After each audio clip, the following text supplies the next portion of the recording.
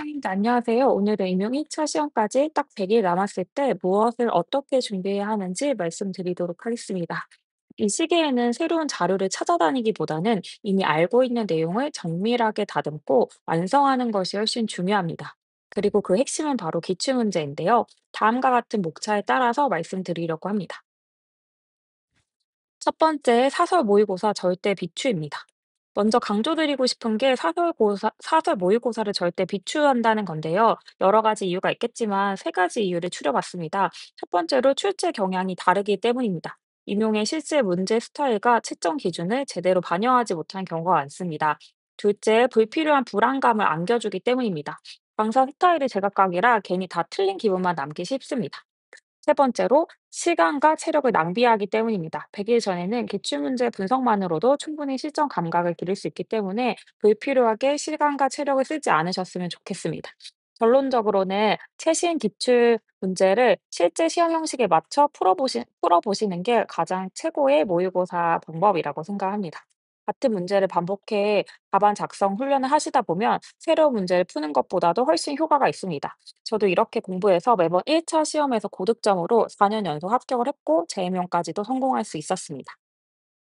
두 번째로 최신 기출문제를 실전 답안 작성 연습을 통해 푸는 것인데요. 최근 5개년에서 10개년 기출문제를 주 1회에서 2회 실제 시험 형식에 맞춰서 작성하는 것입니다. 이때 스터디를 활용하시면 좋은데 스터디에서 서로 채점하고 피드백을 주고 받으시기를 권합니다. 이 과정에서 채점자의 관점이 생기기 때문인데요. 답안 작성을 하실 때 유의해야 할 점은 크게 세 가지인데 먼저 첫 번째로 문제에서 요구한 키워드를 반드시 반영하는 것, 두 번째로 시간 안배에 유의하는 것, 즉 한 문제에 집착하지 않는 것, 세 번째로 불필요한 서술을 과감하게 삭제하는 것입니다. 특히 더 자세한 답안 작성 전략은 드라이브에 있는 톱화보기 라이트 교재에 더 자세하게 나와 있으니까요. 꼭 참고하시기를 바랍니다. 그리고 구글 드라이브에 교육학과 전공 답안지 양식 파일이 있으니까 이 파일을 활용하시면 좋겠습니다. 구체적인 스터디 방법으로는 3명을 기준으로 기출문제 분석을 이미 마치신 분들끼리 진행하시는 것이 좋습니다. 실제 시험 시간에 맞춰서 답안 작성을 해보시고 이 답안지를 스캔해서 업로드 하시고요. 상호 채점을 하실 때 잘한 점, 보완할 점, 논쟁적인 답, 또 서술 방식 등에 유의하셔서 피드백을 주고 받으시면 됩니다. 이후에는 세 분이서 서술 방식과 논쟁적인 답안 등에 중점을 맞추고 1시간 이하로 심층적으로 토의를 해보시기를 권합니다. 세 번째로는 기출문제 분석인데요. 논리 구조가 보이면 합격으로 이어진다고 생각이 듭니다. 기출은 곧 출제자의 언어입니다. 특히 2014학년도부터 2025학년도 기출문제는 반드시 2회 이상은 분석하시는 것이 필요하다고 생각합니다. 정답을 단순히 확인하는 것이 아니라 어떤 출제 요소를 담고 있는지, 채점 포인트가 무엇인지, 논리 구조가 어떻게 흘러가는지, 또 앞으로의 출제 예상 요소는 무엇인지 반드시 파악하셨으면 좋겠습니다. 네 번째로 시험장 노트를 만드는 것인데요. 이 시험장 노트는 선생님이 오직 선생님만을 위해 만드는 노트입니다. 다른 사람의 요약본이 아니라 10쪽 내외로 간단하게 만들고 기출을 풀면서 내가 자주 틀리는 유형이나 반복하는 실수, 잘 인출하지 못하는 개념들을 기록하는 노트입니다. 시험 당일 쉬는 시간에 바로 확인이 가능할 정도로 간략하게 만드는 것이 가장 이상적입니다. 구성 요소로는요, 문제를 풀 때 유의해야 할 점, 또 거꾸로 생각하기, 또 세부 영역별 노트인데요. 이때 문학 같은 경우에는 가지고 계신 문학 톱노트의 마지막 장인 답안 작성 키워드를 적극적으로 활용하시면 좋겠습니다.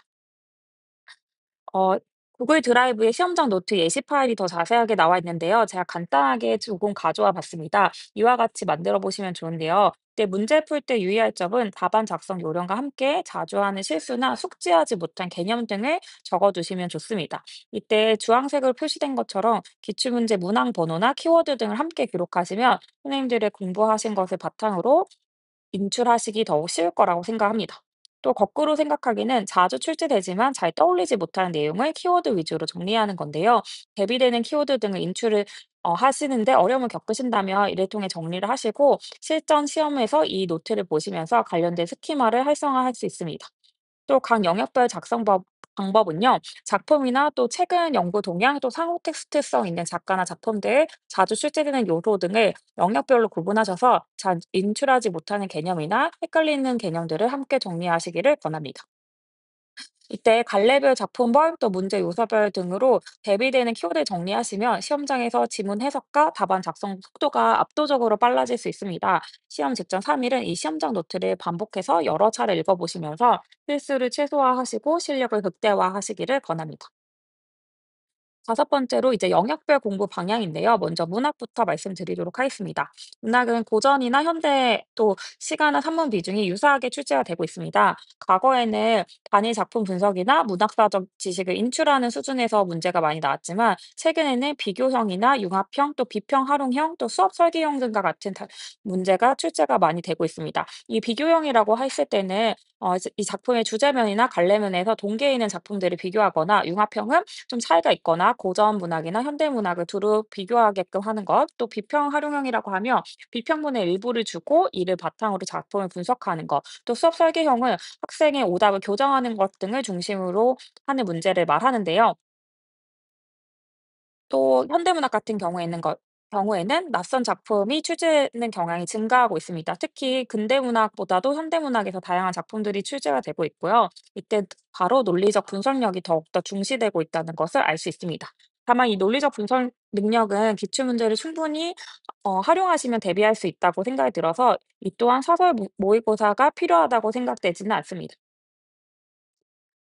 또한 당연히 문학뿐만 아니라 모든 영역에 마찬가지지만 유기적인 답안 작성을 하는 것이 매우 중요한데요. 이것이 곧 바로 논리적 분석력이 필요하고 또 이를 활용해서 유기적인 답안을 작성해야 한다는 것을 말하고 있다고 생각합니다. 제가 여러 영상에서 다루었지만 특히 다음 영상에서 첫 번째부터 다섯 번째 문학 공부 전략에서 유기적인 답안 작성과 관련된 다양한 예시를 다루고 있으니까 안 보셨다면 이 영상 한번 다시 보시는 것을 권합니다. 특히 고전 산문 같은 경우에서는 특히 소설이 많이 나오고 고전 시가는 시조나 가사에 대해 가사가 집중적으로 많이 나오고 있습니다. 이러한 부분에 대해서 더 중점적으로 보시면 좋을 것 같고 현대시와 현대소설도 다음과 같은 부분에 대해서 더 유의하셔서 보시면 좋을 것 같습니다.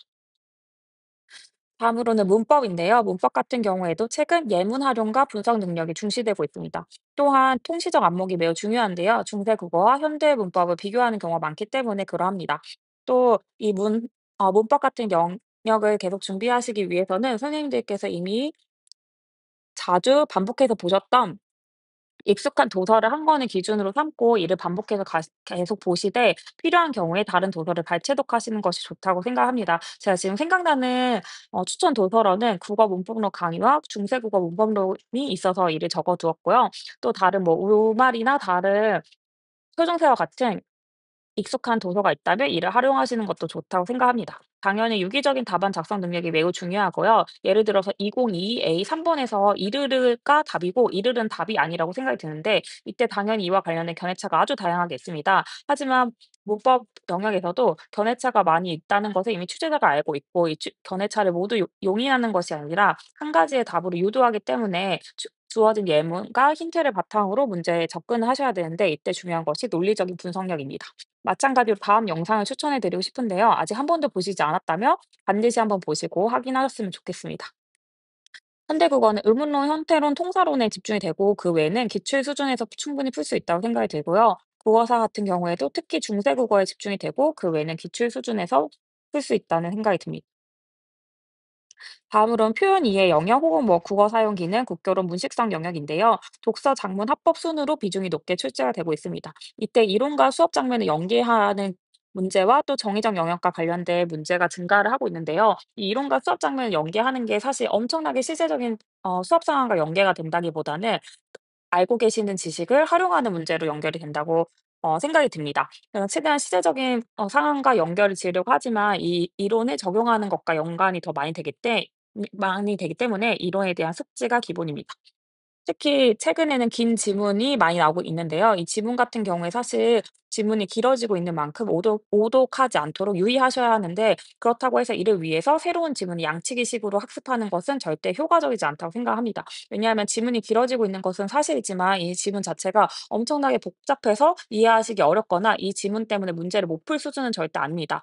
다만 이 주어진 지문과 주어진 발문을 잘 연결해서 유기적으로 답안을 작성하는 것이 중요하고요. 특히 이때 또 2019 A 1번이나 2021 A 8번이 생각나서 가져왔는데 이 문제 같은 경우에도 2019 A1번 같은 경우에는 독서 토론을 답으로 요구하는 문제였는데, 이때 독자들 간의 의미 경쟁이라는 말 때문에 반드시 독서 토론만이 답이 되고요. 또 2021 A8번 같은 경우에는 학생들이 자신이 작성한 건의문을 작성하면서 그 과정에서 떠올린 사고를 기록하도록 하는 과정 평가를 해 보게 하자라는 말 때문에 반드시 반성적 쓰기와 사고 구술 프로토콜만이 정답이 된다고 생각이 듭니다. 그래서 단순히 독서 과정 평가를 그냥 쓰는 것이 아니라요. 이때 반성적 쓰기와 사고 구술 프로토콜이 왜 나오는지 이 발문에 유의하시면 맞출 수 있는 문제였는데, 이와 같이 유기적인 답안 작성이 중요하니까 이 부분을 반드시 염두에 두시고 공부를 하셔야 합니다. 작문 같은 경우에는 작문 이론과 평가, 또 합법 같은 경우는 자아 개념과 그리고 대화의 원리, 뭐 합법의 유형 이런 것들, 또 독서 같은 경우에는 텍스트 구조 이런 독서 전략 평가 등이 다수 출제가 되는데요. 당연히 이러한 부분에 유의하셔야 되고, 특히 문학이나 문법이나 표현 이해 모두 기출문제 분석집의 목차를 보시면서 다수 출제되었던 영역과 또 특히 최근에 표현 이해 같은 경우에는 정의적 영역과 관련된 내용이 많이 출제가 되고, 또 최근 개론서에서도 이러한 부분을 많이 반영하려고 노력을 하고 있으니까요. 이 부분에 유의하셔서 공부하시면 좋을 것 같습니다.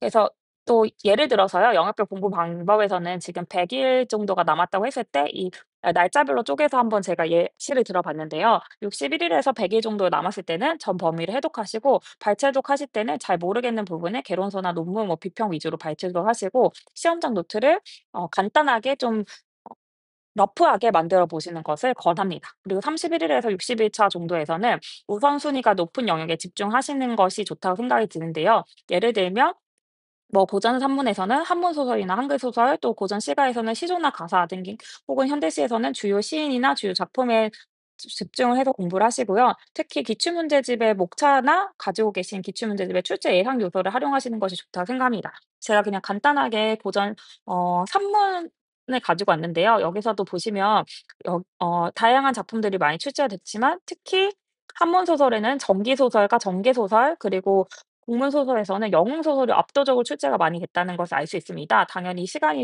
얼마 안 남았을 때는 이러한 부분을 보시면서 가장 많이 출제가 됐던 부분, 즉 뭐 영웅 소설과 같은 부분, 여성 영웅 소설과 같은 부분에 대해서 집중을 하셔서 공부하시는 것이 유효한 전략이라고 생각합니다. 그리고 1 일에서 3 일차가 남았을 때는 전범위를 빠르게 해독하시고 시험장 노트를 활용하시고 출제 예상 요소에 집중하시는 것이 좋다고 생각합니다.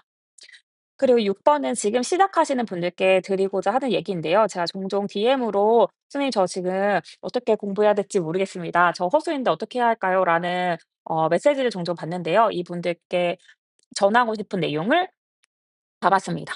사 계속 같은 내용이 반복되고 있는데요. 2014 학년도부터 2025 학년도 기출문제를 분석하시고, 이를 바탕으로 실전 감각을 키울 수 있는 문제풀이를 하시는 것이 중요하다고 생각합니다. 다만 한 번도 제대로 기출문제 분석을 해 보시지 않으셨다면 분석을 먼저 하시고 실전 감각을 키우시는 것을 추천합니다. 앞서 말했던 방법과 절대 다르지 않는데요. 예를 들어서 평일에는 분석을 하시고 주말에는 실제 시험 시간에 맞춰서 문제 풀기를 병행하시거나, 혹은 분석을 먼저 끝내시고 그 이후에 문제를 풀면서 시간 안배 감각을 잡아보시기를 권합니다. 또한 당연히 시험장 노트를 만들어야 되는데요. 이때 시험장 노트는 더욱더 간결하게 만드셔야 합니다.